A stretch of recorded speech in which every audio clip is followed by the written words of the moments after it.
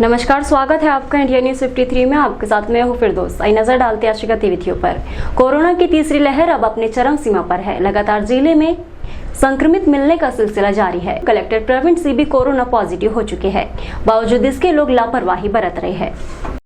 Corona की तीसरी लहर में कलेक्टर प्रवीण सिंह भी कोरोना संक्रमित हो गए। उन्होंने रविवार दोपहर स्वास्थ्य विभाग की टीम को घर बुलाकर रैपिड टेस्ट कराया था। जांच खुद कोरोना सैंपलिंग प्रभारी गौरव थावानी ने की। कुछ देर बाद कलेक्टर की रिपोर्ट पॉजिटिव आई। पीआरओ ने भी जनसंपर्क विभाग के पोर्टल पर इसकी पुष्टि करते हुए कहा कि कलेक्टर प्रवीण सिंह आज जांच के उपरांत कोरोना पॉजिटिव आए हैं।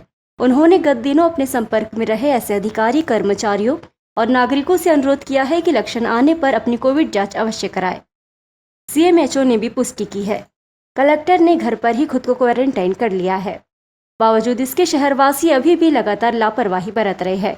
मास्क तो लगा रहे हैं, लेकिन उसे सही तरीके से नहीं लगा रहे। कोई नाक के नीचे मास्क रख रहा है तो कोई पुलिस की कार्रवाई से बचने के लिए, तो कोई दूसरों को दिखाने के लिए मास्क लगा रहा है। लेकिन हैरत की बात तो ये है कि एक भी मास्क सही नहीं लगा रहा। इससे एक बार फिर से कोरोना का खतरा मंडरा रहा है। शहर के गुरुद्वारा बड़ी संगत में गुरु गोविंद सिंह जी का 355वां प्रकाश पर्व समाजजनों द्वारा मनाया जा रहा है। इसकी शुरुआत गुरु ग्रंथ की अखंड पाठ से की गई। प्रकाश पर्व के चलते इस वर्ष नगर में निकलने वाली शोभा यात्रा निरस्त कर दी गई है। सभी कार्यक्रम स्थानीय गुरुद्वारा बड़ी संगत में 3 दिनों तक आयोजित होंगे। सिख समुदाय के 10वें पातशाह गुरु गोविंद सिंह जी का प्रकाश पर्व आज पूरे भारतवर्ष एवं विश्व में सिख समुदाय द्वारा बड़े ही श्रद्धा और उत्साह के साथ मनाया जा रहा है। इसी कड़ी में बुरहानपुर के ऐतिहासिक गुरुद्वारा बड़ी संगत में 10वें गुरु श्री गुरु गोविंद सिंह जी महाराज का 355वां प्रकाश पर्व मनाया गया। कीर्तन शब्द के बाद गुरुद्वारे में अटूट लंगर करवाया गया, जिसमें हजारों लोगों ने लंगर प्रसादी का लाभ लिया। गुरुद्वारा प्रबंधक कमेटी ट्रस्ट के ट्रस्टी मनमोहन सिंह बिंद्रा एवं शैली कीर और अजय कीर ने बताया कि कोरोना गाइडलाइन का पालन करते हुए सारे आयोजन किए जा रहे हैं। इस वर्ष कोरोना की तीसरी लहर को देखते हुए नगर में कीर्तन शोभा यात्रा नहीं निकाली गई।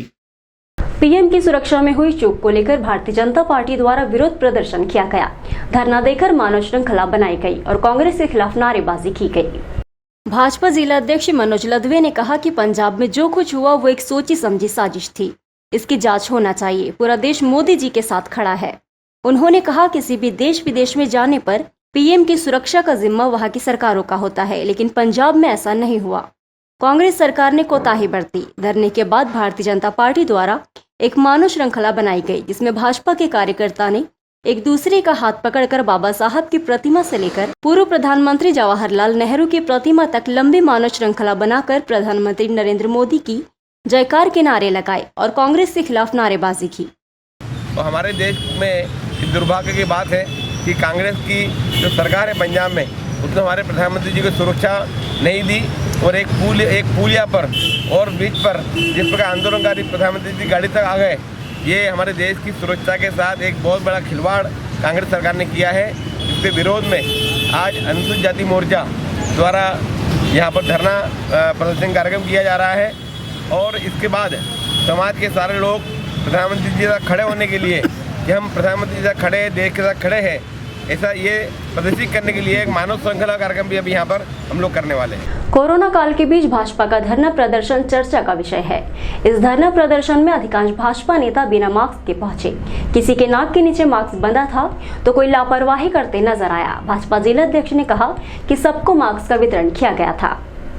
स्थानीय बाबा साहेब अम्बेडकर प्रतिमा के पास डाकवाड़ी रोड पर भारतीय जनता पार्टी अनुसूचित जाति मोर्चा द्वारा पंजाब में पीएम के दौरे में हुई चूक को लेकर विरोध प्रदर्शन किया गया। इस दौरान मानव श्रृंखला भी बनाई गई। इस दौरान अधिकांश भाजपा नेता कार्यकर्ता बिना मास्क के नजर आए। जिन्होंने मास्क लगाया उसमें से भी कई ने मास्क नाक के नीचे लगा रखा था। कोरोना संक्रमण के बीच धरना प्रदर्शन किए जाने के सवाल पर भाजपा जिला अध्यक्ष मनोज लदवे ने कहा कि हमने सभी कार्यकर्ताओं से अपील की है कि मास्क जरूर पहने। यहाँ हम मास्क का वितरण भी कर रहे हैं। जिनके पास मास्क नहीं है उनके लिए मास्क की व्यवस्था। तो क्या धरना इतना ज़रूरी था कि वैसे कई कार्यकर्ताओं ने मास्क भी नहीं पहना है आपके? नहीं, हमने सभी कार्यकर्ताओं से आग्रह किया है कि कोरोना का ध्यान रखते हुए मास्क जरूर पहने, क्योंकि मास्क ही कोरोना के लिए एक सुरक्षा का उपाय है।